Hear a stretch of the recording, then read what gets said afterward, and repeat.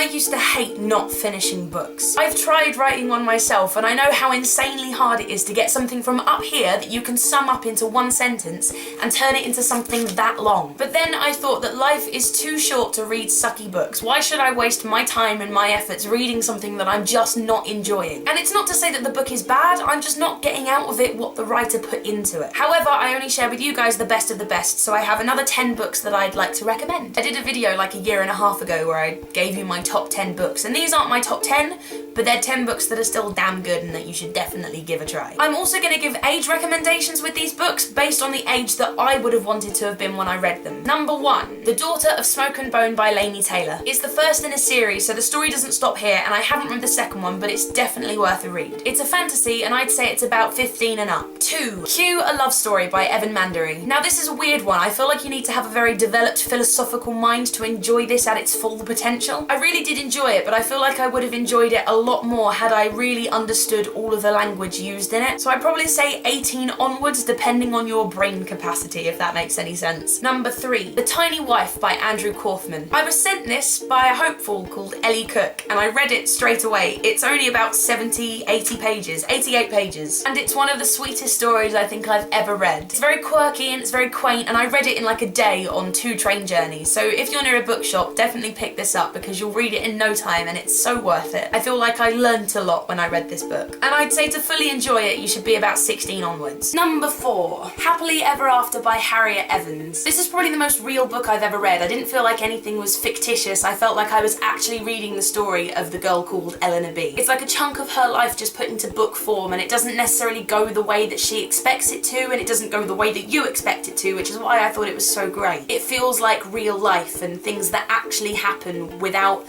it being embellished or flamboyant in any way. However, it does have some raunchy scenes like real life does have sometimes, so I'd say you should be about 18 onwards to read it. Number 5, A Walk in the Park by Jill Mansell. I've read so many of this woman's books and I love them all. I read this on my last holiday and it's a very girly book, but I definitely think that if you're going on holiday you should pick it up and read it because it's great. I have nothing else to say apart from the fact that these books always just make me feel all warm and fuzzy, and you should always read one of those every now and again. I'd say about 16 onwards. Number 6, A Million Miles in 1,000 Years by Donald Miller. I've mentioned this book before and I think it's great. The tagline is How I Learned to Live a Better Story. And I learned a lot from this book, and I definitely think it'd open your eyes a little bit if you read it. It's all about sort of getting halfway through life and realising that you're not living life the best way you can, and it's sort of like having a second chance at life even though you're in your first time around. And I'd say you'd probably get the most out of it if you're 18 and up. Number 7, King Dork by Frank Portman. I was on about this book to Alex Day for ages, saying that he should read it, and when I dug it out of my cupboard, the quote on the front is by John Green, and I just thought that was really cool. If you're a teenager, I think you should definitely give this a read because it's a little bit naughty, a bit giggly, and very silly, and quite nerdy too. So I'd say if you're 16 and onwards, and male or female, you definitely enjoy King Dork. Number 8, Stargirl by Jerry Spinelli. I bought this book years and years ago, and then Alex Day inspired me to read it because he told me that one of the lines in his songs is about this book. So I read it and found myself wanting to be Stargirl for months on end. It's all about celebrating non-conformity, so if you're someone who feels like you stick out a bit or you're a little bit different, you should definitely read this book and find comfort in it. And for that reason, I'm not putting an age limit on it because I read this when I was 19 and definitely still related to it. So you should read this at whatever age you're feeling the most lost. Number 9, Billy and Me by Giovanna Fletcher. Now I know you're gonna say I'm biased because I'm related to her, but in all honesty, completely genuinely, I'd be recommending this book even if I wasn't related to her because it's just so good and you really, really should read it. It's about being with someone who's in the public eye and then suddenly being dragged into the spotlight and not really knowing how to handle that. It's just got so much heart to it, and if you read it, I guarantee you're gonna want to be Sophie. So if you're 16 and up, I'd say to give Billy and Me a go. And finally, number 10, The Bone Season by Samantha Shannon. Now the copy that I have is a proof copy because it's not out in the shops yet. It's out on the 20th of this month, 20th of August, and it will actually look like that when it's in the shops. I'm just past halfway and it's so good. It's about London in the future when there's loads of clairvoyance in the world. It's gonna be massive. This book is gonna be so huge, and I'm so excited for everyone to read it and just be like, ah! I need you guys to buy this